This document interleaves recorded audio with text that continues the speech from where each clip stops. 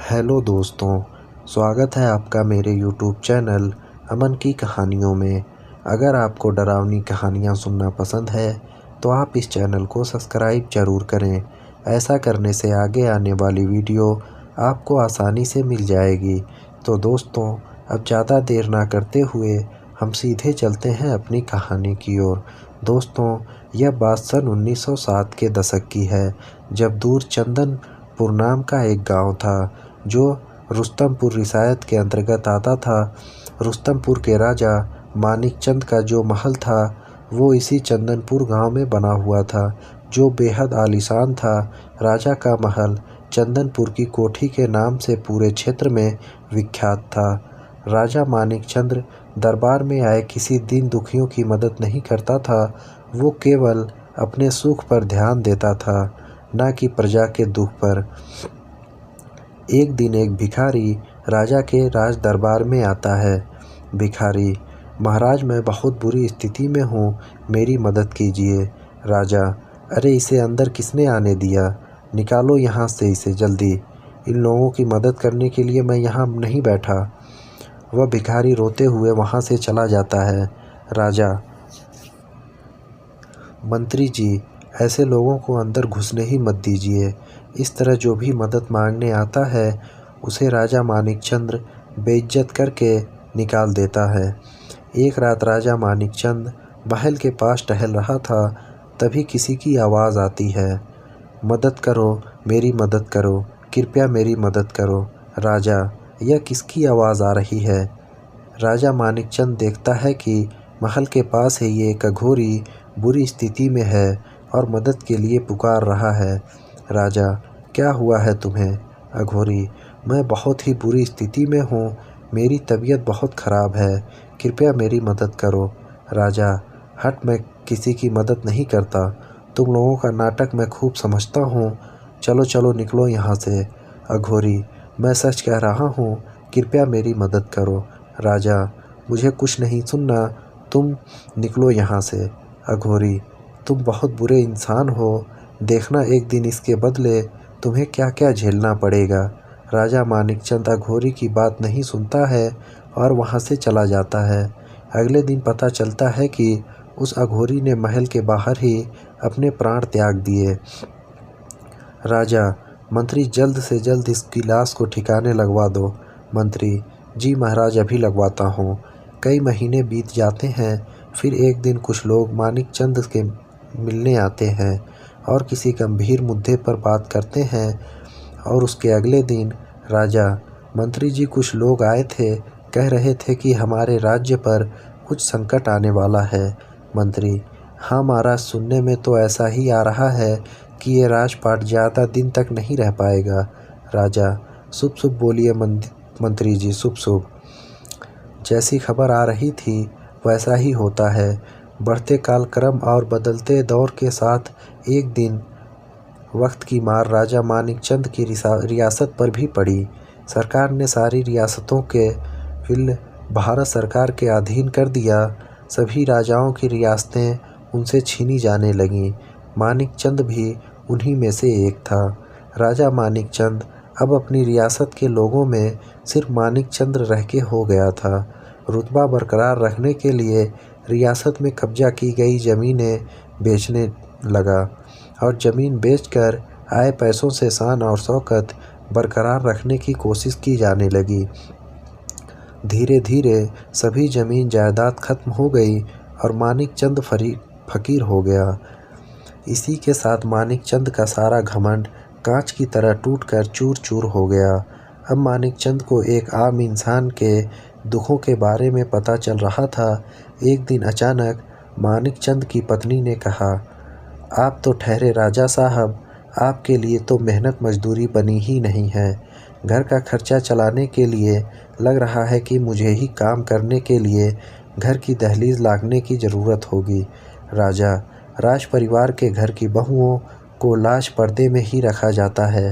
राजा मानिकचंद को अपनी पत्नी की यह बात इतनी बुरी लगी कि उन्हें खुद से आत्मगलिनी होने लगी। राजा मन में, यह सब मेरी ही करनी का फल है। मैंने आज तक इतने गलत काम किए हैं, ये उसी की सज़ा मुझे मिल रही है। सबको दुख दिया और अपना राज धर्म छोड़कर भोग विलास में लुप्त रहा, यह उसी की सज़ा है। गांव के बाहरी तरफ एक खंडहर हो चुका एक मंदिर था। वहां पर पूजा पाठ नहीं होती थी और ना ही उधर कोई जाता आता था। मानिकचंद उस मंदिर में जाकर बैठ गया। सारी बातें सोच सोच कर मानिकचंद अपना आपा खो देता है और मंदिर की चौखट पर अपना सिर पटक पटक कर अपनी जान देने की कोशिश करने लगता है। सिर पटक पटक कर होने वाला दर्द राजा की बुद्धि के द्वार खोल देता है। उसे ये आभास हुआ, मेरे ना होने से मेरी पत्नी और मेरे राज्य की हालत और भी ज़्यादा बिगड़ जाएगी। नहीं नहीं, मैं आत्महत्या नहीं कर सकता। इस तरह मानिकचंद ने आत्महत्या का इरादा बदल दिया। सिर पटकने की वजह से खून बहुत निकल रहा था और वह खून उसी खंडहर के पास रखे एक फूलदान पर जा गिरता है। जैसे ही खून उस फूलदान पे गिरता है, फूलदान में से एक जिन निकलकर बाहर आता है। जिन मानव की खून की प्यास आज जाकर बुझ पाई है। मैं आज़ाद हो गया। राजा, कौन हो तुम? जिन, मैं इस खंडहर का जिन हूँ, इसी फूलदान में रहता हूँ। एक अघोरी ने मुझे 70 साल पहले इसी फूलदान में कैद कर दिया था। राजा, फिर तुम बाहर कैसे आ गए? जिन, अघोरी ने कहा था कि मेरे मरने के बाद किसी भी इंसान के खून के स्पर्श से मुझे मुक्ति मिल जाएगी। लग रहा है वह अघोरी मर गया। जिनकी यह बात सुनते ही मानिकचंद को उस रात की बात याद आ गई जब एक अघोरी ने उसे मदद मांगी थी और उसने मदद करने से मना कर दिया था। उसके अगले ही दिन उस अघोरी की मृत्यु हो गई थी। राजा जिन से पूछता है, तो अब क्या इरादा है तुम्हारा? जिन, मैं तुम्हारे शरीर पर कब्जा करके इस दुनिया में राज करूँगा। राजा, वो कैसे? जिन, जैसे शरीर के खून में मुझे मुक्ति मिलेगी, उस शरीर को धारण कर लेने से मेरी शक्ति 7 गुना बढ़ जाएगी। मैं तुम्हें ख़त्म करके तुम्हारा शरीर हासिल कर लूँगा। राजा, मुझे छोड़ दो। अभी कुछ देर पहले तक मुझे मौत का बिल्कुल भी डर नहीं था, पर अब मुझे अपने परिवार और अपने राज्य की चिंता हो रही है। जिन, कैसी चिंता? बोलो, मैं तुम्हारे शरीर के बदले कुछ भी करने को तैयार हूँ। राजा, एक बहुत बड़ा निर्णय है जिसे मैं तुरंत नहीं ले सकता। मुझे मेरे परिवार से इस बारे में चर्चा करनी होगी। जिन, ठीक है, यह इत्र लो। मैं तुम्हें 1 महीने का वक्त देता हूँ। यह इत्र 1 महीने तक ख़त्म नहीं होगा। इस इत्र की खुशबू जहाँ तक चलेगी, तुम्हारा राजपाट तुम्हें वहाँ तक मिलता रहेगा। उस क्षेत्र में मौजूद लोग तुम्हें फिर से राजा मानने लगेंगे। राजा, ठीक है, मैं तैयार हूँ। जिन, याद रहे ठीक 1 महीने बाद तुम अपने आप अपनी स्थिति में बेहोश हो जाओगे और तुम्हारे शरीर पर मेरा कब्जा हो जाएगा। फिर मैं इस दुनिया का सबसे ताकतवर इंसान बन जाऊँगा। राजा जिन का दिया हुआ इत्र अपने शरीर पर लगाता है और अपने महल की तरफ बढ़ने लगता है। जहाँ जहाँ से राजा गुजर गया, वहाँ वहाँ पर उसे अद्भुत बदलाव देखने को मिले। उसके माहौल में करदाताओं का आना फिर से चालू हो गया। रियासतों की दीवारों फिर से चमकने लगीं। जिनके दिए हुए इस इत्र की खुशबू ने राजा मानिकचंद की राजाशाही को फिर से लौटा दिया। एक दिन राजाशाही के पास मिलने के बारे में राजा की पत्नी राजा से जिक्र किया। रानी, इतना बदलाव कैसे हो रहा है? राजा, ये शोहरत मेरे जीते ही बस कुछ ही दिनों की मोहताज है। राजा ने पूरी बात अपनी पत्नी को बताई। यह सब सुन रानी ज़ोर ज़ोर से रोने लगीं। रानी रोते हुए उस जिन से कहिए कि अपना सारा राजपाट वापस ले जाए, मैं आपको नहीं जाने दूंगी। राजा, अब कुछ नहीं हो सकता। 1 महीने के बाद मेरी मृत्यु निश्चित है। मैं बस 1 महीने का जीवन इसलिए बचा कर जी रहा हूँ ताकि अपने परिवार को इस काबिल कर जाऊँ कि वापस तुम्हें इस दहलीज को पार करने का काम करने के बारे में सोचना भी ना पड़े। रानी, मैं कहीं नहीं जाऊंगी और ना ही आपको जाने दूंगी। राजा, खुद पर काबू लाओ। कल 1 महीना पूरा हो जाएगा और मैं कल हमेशा तुम लोगों को छोड़कर चला जाऊंगा। वह रात और आने वाला दिन पूरी तरह डर में बीतने लगा। राजा महीने के आखिरी दिन उस जिन के पास आने का इंतज़ार करने लगा।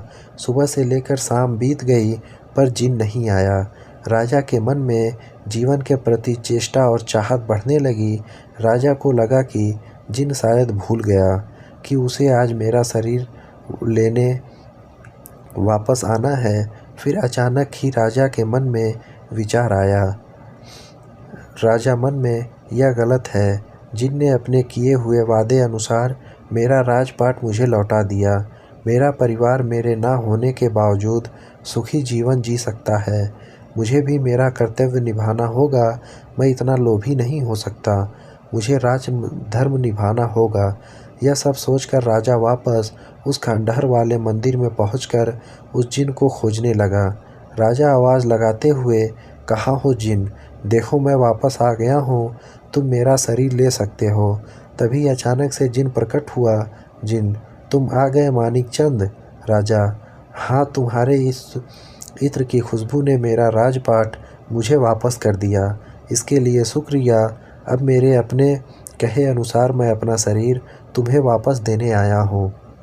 जिन, तुम तो सच में एक ईमानदार राजा निकले। अपनी जुबान का ईमानदार होना ही एक राजा का पहला कर्तव्य होता है। राजा, मैं अपनी ईमानदारी पर अडिग हूँ। जिन हंसता है। राजा, क्यों इतना हंस रहे हो तुम? जिन, एक बार सिर घुमाकर अपने आसपास देखो। राजा अपने चारों तरफ देखता है तो वो खंडहर एक खूबसूरत मंदिर बन चुका था। राजा, यह खंडहर एक आलीशान मंदिर कैसे बन गया? जिन, तुम्हारे इत्र को लगाकर इस मंदिर में आ जाने से इस मंदिर का भी कायाकल्प हो गया और यह भी एक तीर्थ स्थान बन गया।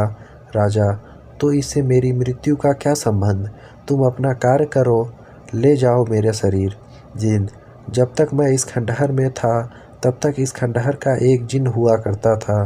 मेरी मति भी राक्षसों वाली थी। अब मैं इस समय तीर्थ मंदिर में मौजूद हूँ। मैं तुम्हारे शरीर को प्राण नहीं ले सकता। राजा, इस खंडहर के मंदिर बन जाने से तुम्हें क्या परिवर्तन आया भला?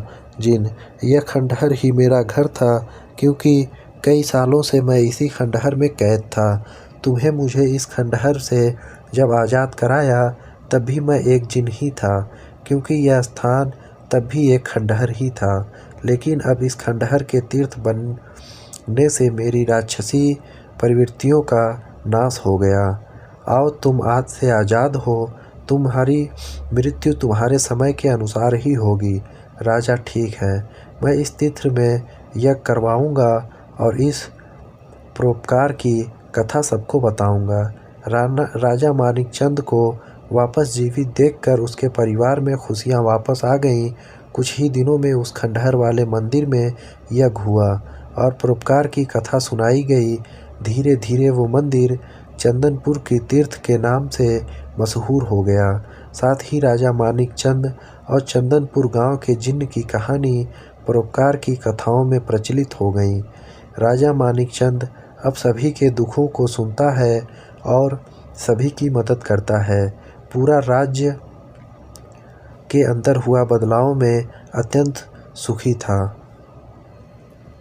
तो दोस्तों, इस कहानी में बस इतना ही। अब हम चलते हैं अपनी अगली कहानी की ओर। सलोनी एक सामाजिक कार्यकर्ता थी। उसकी शादी कानपुर में हुई थी, लेकिन शादी के 3 महीने बाद ही सलोनी का तलाक हो गया और वो अब वापस अपने माता पिता के साथ पुणे में रहती थी। लेकिन बात सिर्फ इतनी ही नहीं थी।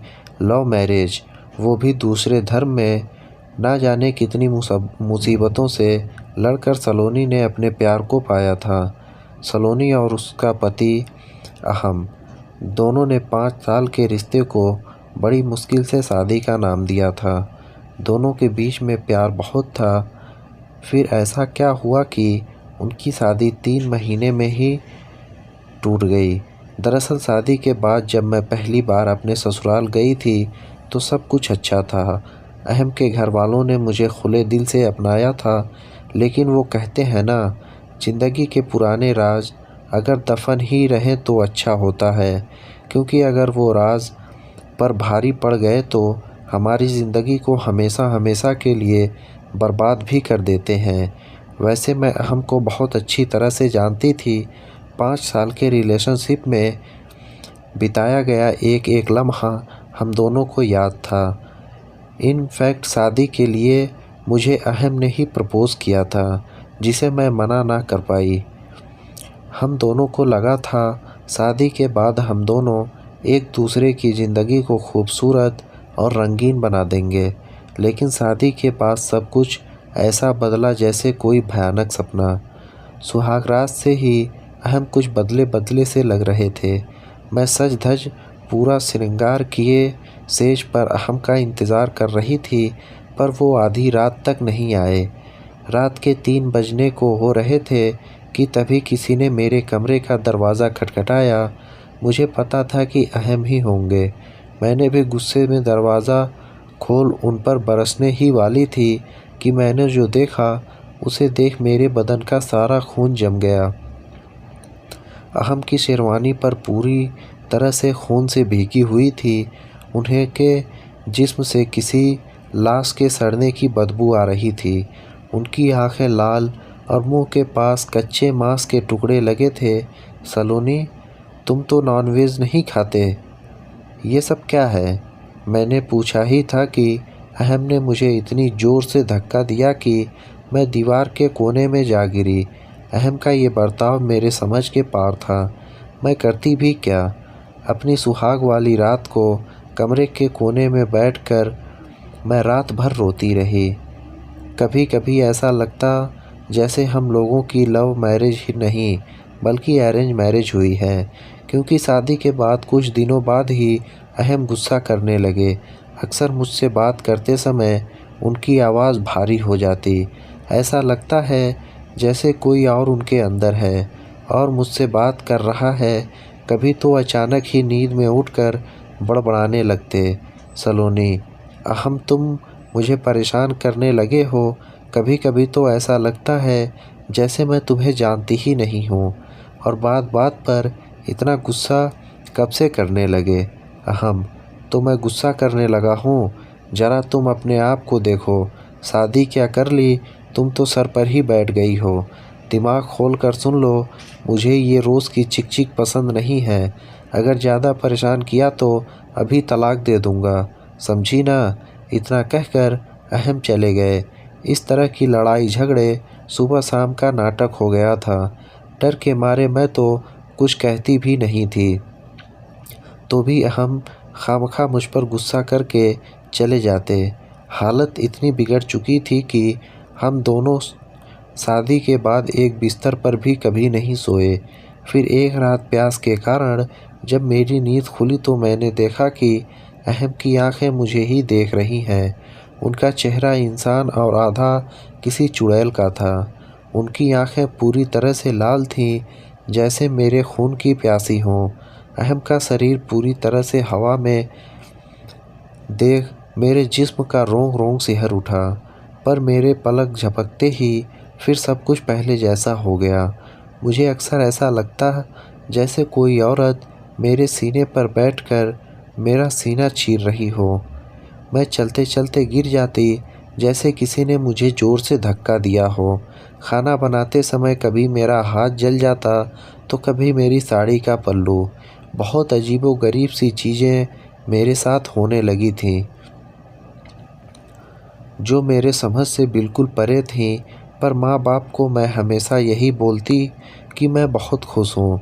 यहाँ सब लोग मुझसे बहुत प्यार करते हैं। माँ पापा भी मेरे झूठ को सच मानकर खुश हो जाते थे। और सबसे ज़्यादा हैरानी तो मुझे इस बात की थी कि मेरी सास ये सब देखकर भी चुप रहती थी। फिर एक दिन मैंने अपनी सास से पूछ ही लिया, सलोनी, माँ अपने बेटे का घर बसने से पहले ही टूटने वाला है और एक आप हैं कि चुप्पी साधे सब कुछ देख रही हैं। अगर ऐसा ही रहा तो मैं यह सब ज़्यादा दिन तक बर्दाश्त नहीं करने वाली हूँ। मैं वापस अपने घर चली जाऊँगी और फिर कभी वापस नहीं आऊँगी। मेरी सास को क्या पता था कि मैं किस दर्द से गुजर रही हूँ, इसलिए उन्होंने मुझे कागज़ थमाते हुए कहा, बेटा, इस कागज़ में जो भी लिखा है उसे अहम के सोने के बाद आहिस्ता से उसके कान में पढ़ना। तुम्हें अपने आप सच का पता चल जाएगा। इतना कहकर मेरी सास मेरे पास से चली गई। मुझे एक अहम सोने का इंतज़ार था। फिर से रोज़ की तरह लड़ने झगड़ने के बाद अहम सो गए। आधी रात का पहर हो चुका था। मैंने 12 बजे अहम को जगाने की कोशिश की, पर वो नहीं जागे। तब बहुत हिम्मत कर मैंने सासू माँ का दिया हुआ वो कागज़ निकाला और उसे आहिस्ता से अहम के कानों में पढ़ना शुरू कर दिया। सरीन, देख, मैं आ गया। तेरा शौहर आ गया तुझे लेने के लिए। चल जल्दी से तैयार हो जा, निकाह पढ़ने जाना है। वो सभी कागज़ पर लिखा पढ़ ही रही थी कि इतने में अहम का शरीर उड़ने लगा।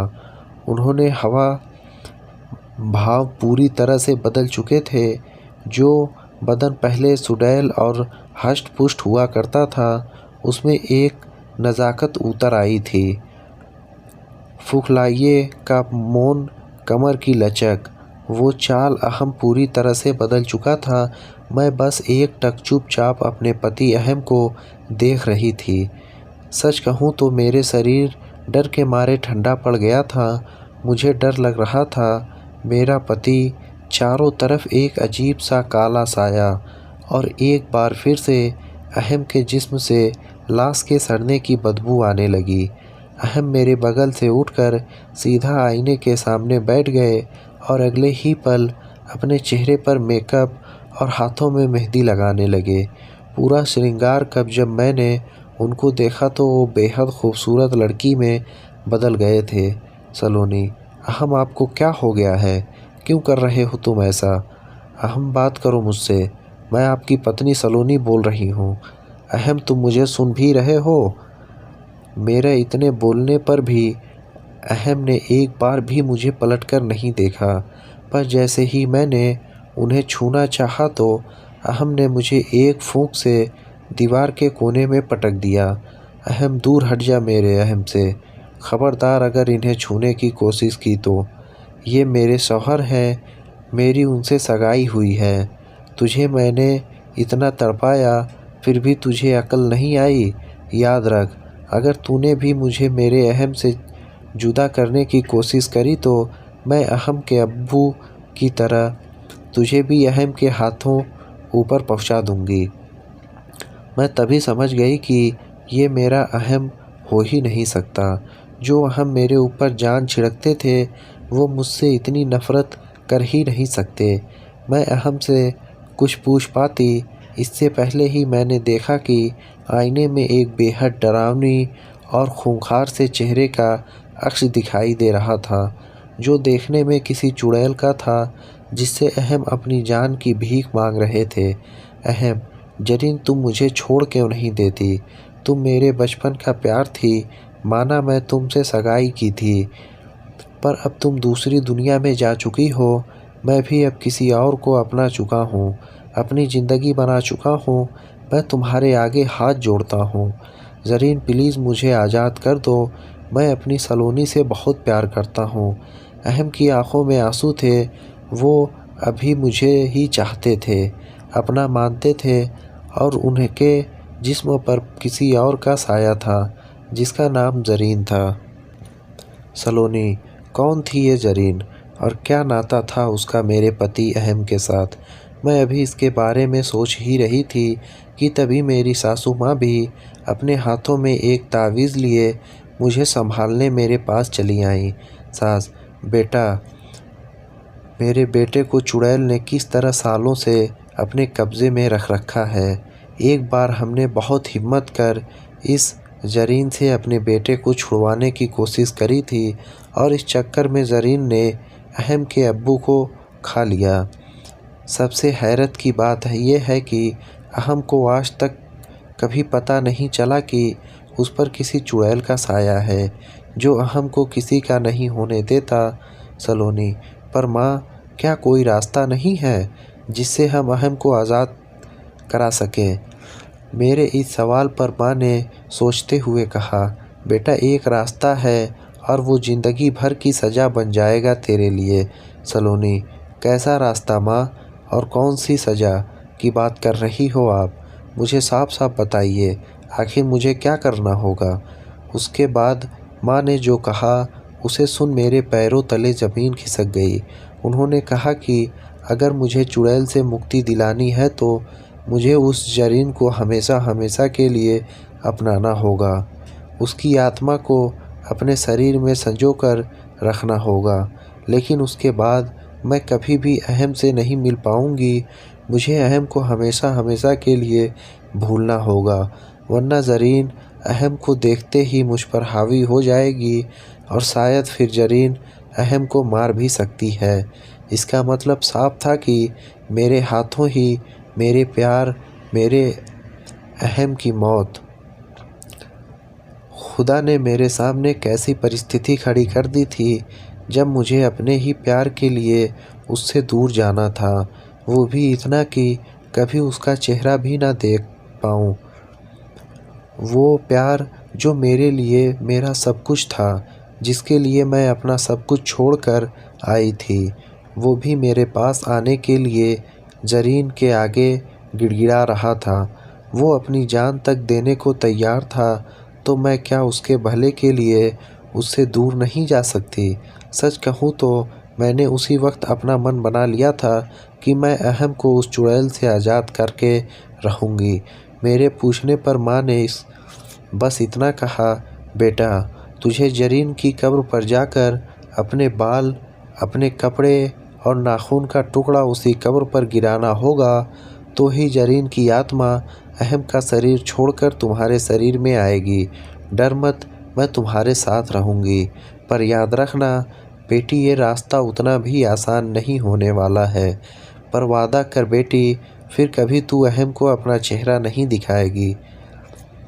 सलोनी, माँ मैं अपने अहम से बेइंतहा प्यार करती हूँ और वादा करती हूँ कि फिर कभी अहम को अपना चेहरा नहीं दिखाऊंगी। वादा कर हम दोनों कब्रिस्तान की ओर चल दिए। कुछ देर बाद ही माँ और जरीन की कब्र के आगे खड़े थे। मैंने अभी कब्र की मिट्टी को छुआ ही था कि तेज़ हवाएं चलने लगीं और उस कब्र से निकला काला साया मेरे जिस्म को चीरने लगा था। मेरे पीछे मेरी सासू माँ हाथ में तावीज़ लिए मेरी हिफाजत के लिए खड़ी थीं और उस काले साये ने मेरी सासू माँ को भी नहीं छोड़ा। वो एक झटके से आती और माँ के जिस्म के मांस नोच कर जाती। माँ दर्द से चीखने लगीं, सास, बेटी सालोनी, तुम हिम्मत मत हारना, मैं हमेशा तुम्हारे साथ ही रहूँगी, बस अपना काम करती रहो। हमें किसी भी तरह अहम को जरीन की आत्मा से मुक्ति दिलानी है। मैं समझ गई थी कि जो साया हमारे इर्द गिर्द मंडरा रहा है, हमें लहूलुहान कर रहा था, वो कोई और नहीं बल्कि जरीन का ही साया था। पर माँ की बातें सुन मेरी हिम्मत और बढ़ गई। मैंने तेज़ी से कब्र में गड्ढा करना शुरू कर दिया। मैं कब्र में अभी अपना कटा हुआ बाल डाल ही थी कि इतनी देर में देखा कि जरीन का काला साया माँ के जिस्म से निकलता हुआ माँ के टुकड़े टुकड़े कर गया था और उनके जिस्म के टुकड़े मेरे ऊपर भी आए हुए थे, जिसे देख मैं डर के मारे कांपने लगी। तभी मुझे महसूस हुआ कि किसी ने मेरे बाल पकड़े हुए हैं, लेकिन इससे पहले मैं कुछ और कर पाती, जरीन के काले साये ने मुझे बालों से पटक कर और उसके बाद हवा में उड़ा लिया था। मैं हवा में ही दर्द के मारे छटपटाने लगी थी। मेरे ठीक नीचे जरीन की कब्र थी, तो मैं बिना एक पल गंवाए अपनी जेब से कपड़े और नाखून का टुकड़ा निकाला और जरीन की कब्र पर ऊपर से गिरा दिया। नाखून और कपड़े के टुकड़े कब्र पर गिरते ही वो साया चीखने लगा, पर इससे पहले मैं ज़मीन पर गिरती जरीन मुझसे समा चुकी थी, जिसने मुझे एक खरोंच तक नहीं लगने दी। जैसे कि माँ से वादा किया था, मैंने उस रात के बाद फिर कभी अहम को चेहरा नहीं देखा। मैं कब्रिस्तान से सीधा अपने घर आ गई। अहम मेरे घर आते मेरे माँ पापा से मुझसे मिलने के लिए गिड़गिड़ाते, एक तरह से भीख मांगते, चिल्ला चिल्ला कर पूछते कि आखिर मैंने उन्हें क्यों छोड़ा, क्या कमी रह गई थी उनके प्यार में। उन्होंने मुझसे मिलने के लिए लाखों जतन किए, पर एक बार भी मैंने उन्हें अपना चेहरा नहीं दिखाया। आज मेरी शादी को 12 साल हो चुके हैं और मैं आज भी अहम से बहुत प्यार करती हूँ। बस अपने पति के सलामती के लिए मैं अपने शैतान को अपने अंदर लिए घूमती हूँ, उसे कभी बाहर नहीं आने देती। आखिर वो मेरी सौतन जो ठहरी। तो दोस्तों, इस कहानी में बस इतना ही। ये कहानी आपको कैसी लगी अपनी राय कमेंट बॉक्स में ज़रूर दें, और अगर आपने ये चैनल अभी तक सब्सक्राइब नहीं किया है तो अभी कर लें। हम फिर मिलेंगे किसी नई कहानी के साथ। तब तक आप अपना और अपने परिवार वालों का ध्यान रखें। धन्यवाद।